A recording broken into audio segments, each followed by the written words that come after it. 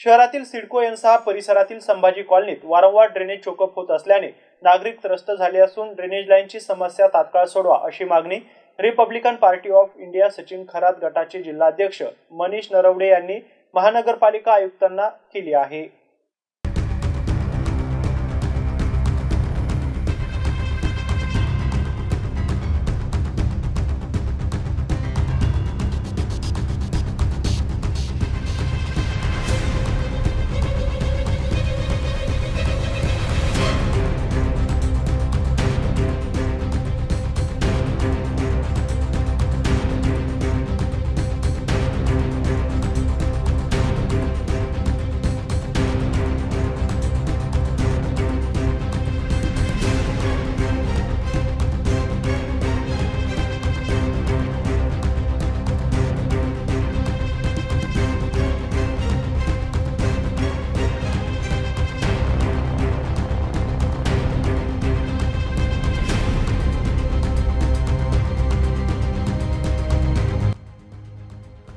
शहरातील सिडको एन6 परिसरातील संभाजी कॉलनीत वारंवार ड्रेनेज चोकअप होत असल्याने नागरिक त्रस्त झाले आहेत। महानगरपालिकेच्या कर्मचाऱ्यांनी काम केल्यानंतर काही दिवसांनी पुन्हा परिस्थिती जैसे थे होते, त्यामुळे नळाला देखील गढूळ पाणी येत असल्याने नागरिकांचे आरोग्य धोक्यात आले आहे। तरी मनपा प्रशासनाने समस्या त्वरित सोडवावी अशी मागणी स्थानिक नागरिकांच्या वतीने करण्यात आली आहे।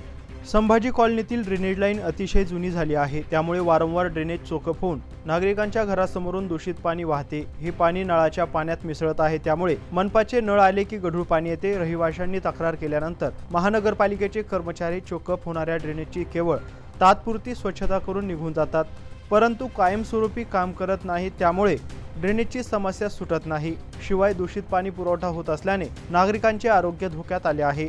महानगरपालिकेने ही समस्या सोडवावी अशी मागणी Republican party of India Sachin Kharat गटाचे जिल्हाध्यक्ष मनीष नरवडे यांनी महानगरपालिका आयुक्तांना केली आहे।